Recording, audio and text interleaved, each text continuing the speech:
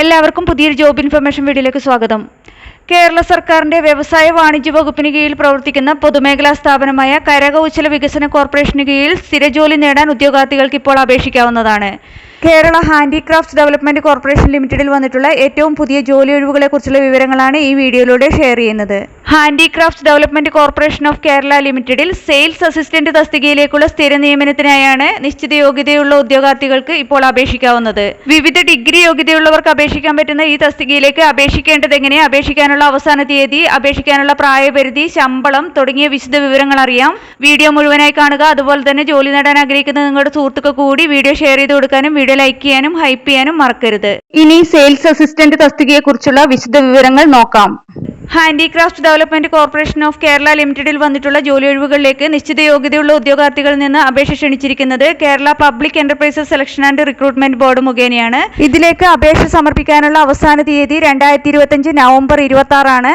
Kerala public enterprises selection and recruitment ബോർഡിന്റെ official website മുഖേന ഓൺലൈനായാണ് അപേക്ഷ സമർപ്പിക്കേണ്ടത്. ഹാൻഡിക്രാഫ്റ്റ് ഡെവലപ്മെന്റ് കോർപ്പറേഷനിൽ സെയിൽസ് അസിസ്റ്റന്റ് തസ്തികയിലേക്കുള്ള സ്ഥിര നിയമനത്തിനായാണ് ഇപ്പോൾ അപേക്ഷ ക്ഷണിച്ചിട്ടുള്ളത്. കാറ്റഗറി നമ്പർ 147/2025 ആണ്.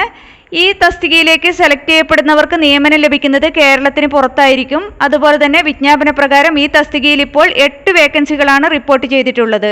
ശമ്പള സ്കെയിൽ 7480 രൂപ മുതൽ 11,910 രൂപ വരെയാണ്.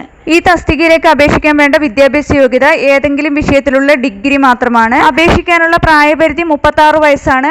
അതുപോലെ തന്നെ വിവിധ റിസർവേഷൻ കാറ്റഗറിയിലുള്ളവർക്ക് നിയമാനുസൃതമായ വയസ്സിളവ് ലഭിക്കുന്നതാണെന്നും വിജ്ഞാപനത്തിൽ വ്യക്തമാക്കിയിട്ടുണ്ട്. കോയമ്പത്തൂർ, ചെന്നൈ, ഊട്ടി, ഗുജറാത്ത്, നവി മുംബൈ, ന്യൂഡൽഹി എന്നിവിടങ്ങളിലായാണ് വേക്കൻസികൾ റിപ്പോർട്ട് ചെയ്തിട്ടുള്ളത്.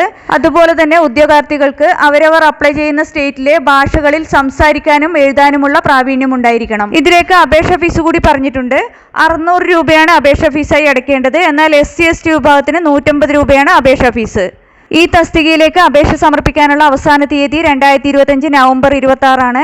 Kerala public enterprises selection and recruitment ബോർഡിന്റെ ഒഫീഷ്യൽ വെബ്സൈറ്റിലെ വൺ ടൈം പ്രൊഫൈൽ വഴിയാണ് അപ്ലൈ ചെയ്യേണ്ടത്.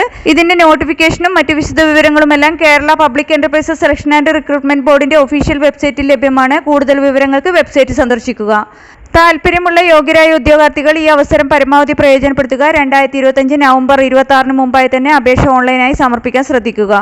നിങ്ങൾക്ക് ഈ വീഡിയോ ഉപകാരപ്രദമെന്ന് തോന്നിയാൽ ഇനിയും ഇതുപോലുള്ള ജോലി സംബന്ധമായ വിവരങ്ങളും മറ്റ് വിദ്യാഭ്യാസപരമായ വാർത്തകളും അറിയാൻ ചാനൽ സബ്സ്ക്രൈബ് ചെയ്യുക. അതുപോലെ തന്നെ ഈ വിവരം മറ്റുള്ളവരിലേക്ക് എത്തിച്ചേരാൻ വീഡിയോ ഷെയർ ചെയ്യുക, ലൈക്ക് ചെയ്യുക, ഹൈപ്പ് ചെയ്യുക.